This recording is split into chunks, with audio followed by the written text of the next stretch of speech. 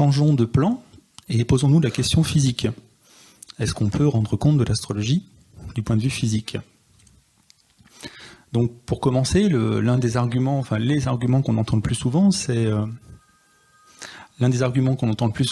le fait que la Lune et le Soleil ont une influence réelle sur la Terre, sur la vie, et donc puisque la Lune et le Soleil ont des influences, pourquoi ne pas justifier l'astrologie de cette façon-là? En fait, c'est une généralisation abusive dans le sens où l'influence de la Lune, c'est essentiellement, en tout cas physiquement, sur les marées. Donc cette influence-là, on la mesure. Elle est possible, on peut la mesurer parce que c'est sur de grandes quantités d'eau. Donc c'est un petit peu la différence avec nous. Et ce qui est facile de remarquer, c'est est-ce qu'on peut, est-ce qu'on peut voir des marées dans des piscines, par exemple, ou dans des verres d'eau? En fait, le corps humain est composé d'une grande partie d'eau, comme tous les êtres vivants, mais si les effets de la Lune sont visibles à grande échelle, à petite échelle, c'est pas le cas. Donc c'est pas un argument en fait qu'on peut utiliser aussi facilement. De la même façon, le Soleil nous influence. Le Soleil, on sent bien son rayonnement, c'est lui qui est à l'origine des saisons, ce genre de choses.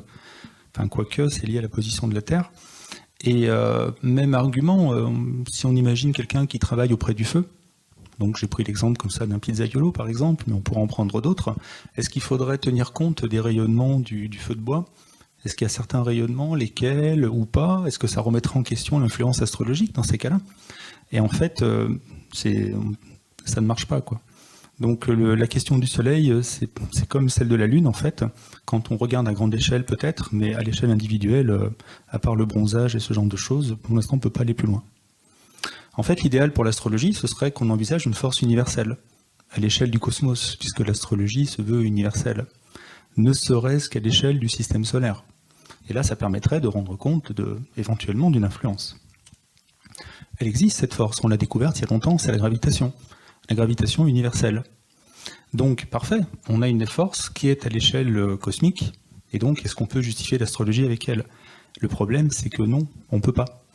Quand on essaye de rendre compte, par exemple, de l'importance des planètes, on voit que la planète qui a le plus d'influence gravitationnelle sur la Terre, c'est Vénus. C'est pas Jupiter qui est la plus grande planète du système solaire, qui est très très importante en astrologie, mais au niveau gravitationnel, en général, c'est Jupiter qui influence le plus, mais de temps en temps, c'est Vénus. Ça dépend des distances qui sont en jeu. Au niveau des signes astrologiques, on ne sait pas rendre compte de 12 signes astrologiques. Pourquoi 12? Pourquoi le long de l'écliptique? Je ne rentre pas dans les détails.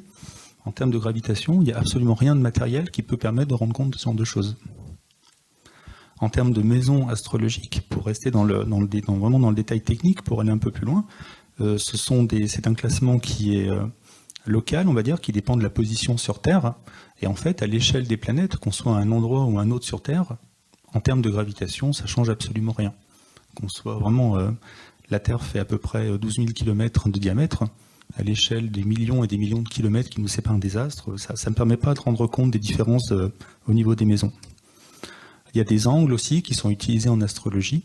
De la même façon, les angles, on ne voit pas comment les rapprocher des forces. Donc en termes de gravitation, comme ça, pour l'instant, on ne peut pas justifier l'astrologie. Cette force universelle existe, mais elle ne rend vraiment pas compte de la technique astrologique. Alors des astrologues se sont dit, oui, mais on a bien vu que dans les stations spatiales, on essaye de faire pousser des plantes, on fait des expérimentations, on est en état de ce qu'on appelle la microgravité.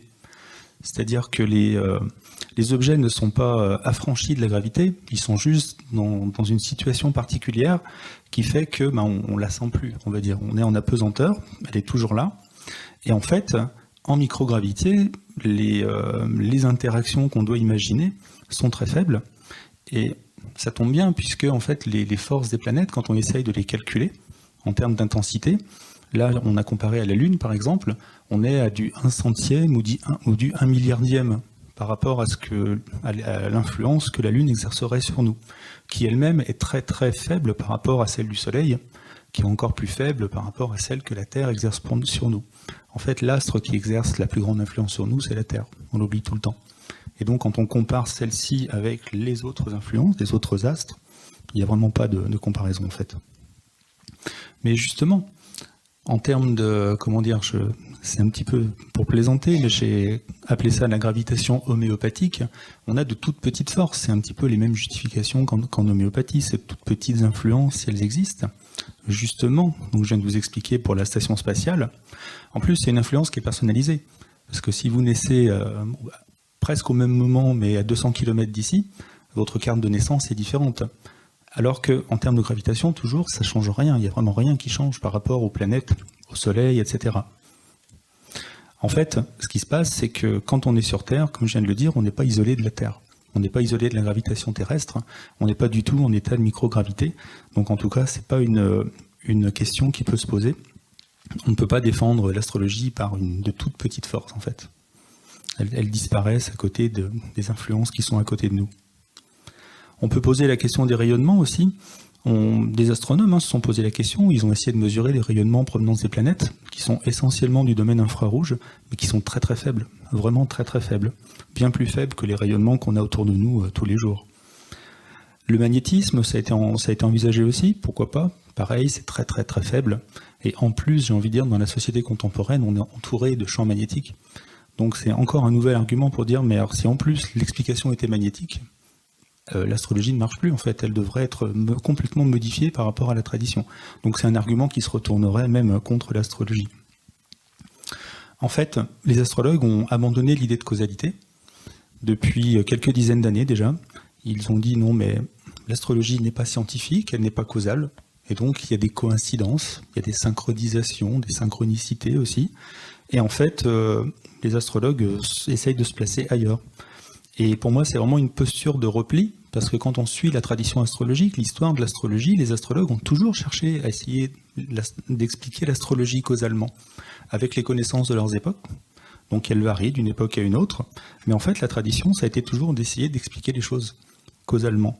Quand on parle d'influence, par exemple, quand on remonte suffisamment loin, c'est parce que ça renvoie à l'idée d'un flux, l'idée de quelque chose qui coule, qui pourrait couler du ciel, couler des planètes et nous tomber dessus.